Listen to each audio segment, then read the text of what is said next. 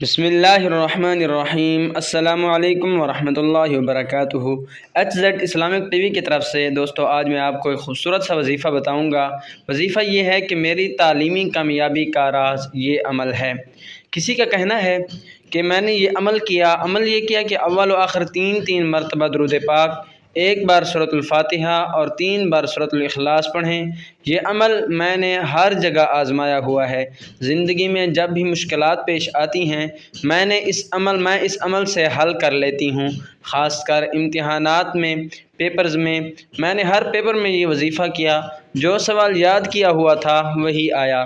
خاص طور پر شام کو سیکنڈ ٹائم مطالعہ پاکستان کا پیپر دے کر آئی۔ صبح میرا اکنامکس کا پیپر تھا۔ BA کی اکنامکس میں میتھ کا پورشن علیحدہ ہوتا ہے، ساتھ تھیوری کا پورشن بھی ہوتا ہے۔ گجرات یونیورسٹی میں ساتھ اسٹیٹ پورشن بھی ہوتا ہے۔ میں نے میتھ پورشن میں صرف ایک باب طلب رسید کی توازنی مقدار اور اسٹیٹ پورشن سے صرف ایک چیپٹر کیا، اور تھیوری کے صرف 2 باب میں سے کچھ سوال کیے، کیونکہ ایک رات تھی اور ٹائم اتنا نہیں تھا، اور اللہ کے فضل سے اسی میں سے تمام پیپر آ گیا، اور دوسرے پیپرز میں بھی اسی سے پیپر آیا جو کچھ یاد کیا ہوا تھا۔ سبحان اللہ۔